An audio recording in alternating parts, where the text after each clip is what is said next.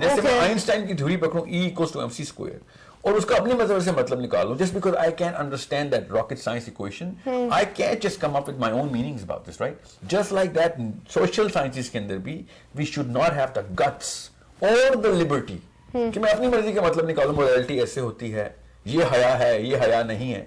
There has to be a constant definition at a core, and that has to be thought into. Okay. सोच समझ के और deeper thought के real social scientists बताएंगे, natural scientists बताएंगे morality भी. by the way, जो मैं scientist, behavioral scientist की बात करता हूँ, मैं natural science को ज्यादा invoke करता हूँ. Okay. मैं endocrinology को, neurobiology को, psychology से बहुत ज्यादा गहरी, बड़ी और more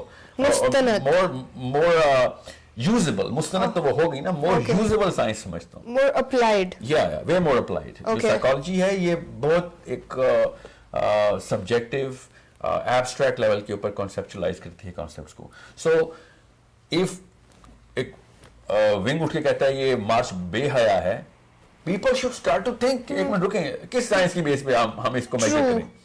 एंड बट दे जो think of some scholar of postmodernist, हाँ, तो वो उसके ऊपर वो उसको बेगैरत कह देंगे जो उसे बेहया कह रहा है. बिल्कुल बिल्कुल ऐसे ही होगा. उन्होंने काउंटर तो साहिल इस सारी बात का जो निचोड़ मैंने निकाला है वो ये है कि आप ये कहना चाह रहे हैं कि बहुत वजनी टर्म्स यूज कर देने का हकीकतन ये मतलब नहीं होता कि उसके पीछे बहुत कोई गहरा फलसफा या कोई बहुत डीप फिलॉसफी होगी. मतलब अगर आप बहुत सादा अल्फाज में बहुत बेहतरीन बात कह सकते हैं. बिल्कुल, जैसे कि ये कितना कॉम्प्लिकेटेड स्लोगन, अब आपको पता चलेगा कि मैं मेरा जिसम मेरी मर्जी की exactly I am the biggest proponent कि औरतों के हकूक मिले, and I my self I am questioning कि किस बेवकूफ ने स्लोगन रखा. क्योंकि सर बात वही है कि हम घर से बाहर निकल के तो लोगों को क्वेश्चन कर सकते हैं. अगर कल को हमारे ही घर की कोई बच्ची उठकर ये नारा लगा दे कि मेरा जिस्म मेरी मर्जी, तो हम उसे किस तरह से टैकल करेंगे? क्योंकि वो तो उस चीज की कोर को जानती ही नहीं है कि वो जिसने लिखा उसके सोचने का मकसद क्या था, उसके पीछे की सारी बातें अपनी जगह. मुझे आप ये चीज बताइए कि बराबरी बराबरी बराबरी बराबरी का एक नारा लगा हुआ है हमारे चारों तरफ, किस किस्म की बराबरी?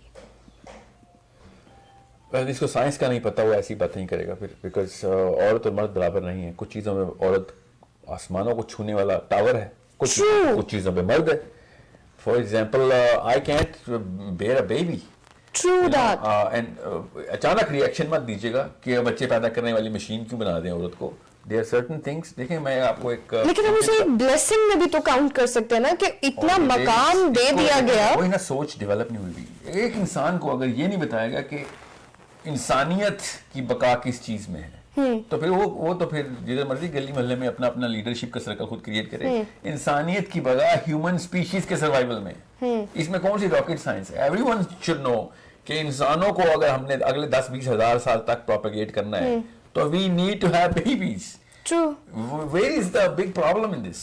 अगर आप बच्चे पैदा करने वाली मशीन किसी कोई आपको कह रहा है तो फिर आपकी वजह से इंसानियत की बका हो रही है. जो आपको कह रहा है वो भी तो उसी का शाखसाना है. जी जी बिल्कुल. वो ना होता तो वो भी ना होता. या सेकेंडली जिस बंदे को ना इसको एक बच्चों को जब क्रिटिकल थिंकिंग सिखाते हैं ना, उसमें मैं आपको एक मिसाल के तौर पे बता देता हूँ कि अगर मैं आपको किसी इंजन, गाड़ी के इंजन का पुर्जा बताऊं निकाल के इंजन से, तो आपको पता चल जाएगा कि कितना जरूरी पार्ट है ये, और उसका मकसद बताएगा क्या, वो इंजन बताएगा कि इस पुर्जे का मकसद क्या है. ये पुर्जा लगेगा इंजन में तो इंजन चल पड़ेगा, और फिर जो भी काम लेना है अपने इंजन से वो मोटर में लगाएं, गाड़ी चलाएं, या फिर whatever you want to do with this. Just like that, when we look at our own body, we find out कि हमारा जो पुर्जे लगे हुए हैं इसका मसरफ क्या है in the bigger picture.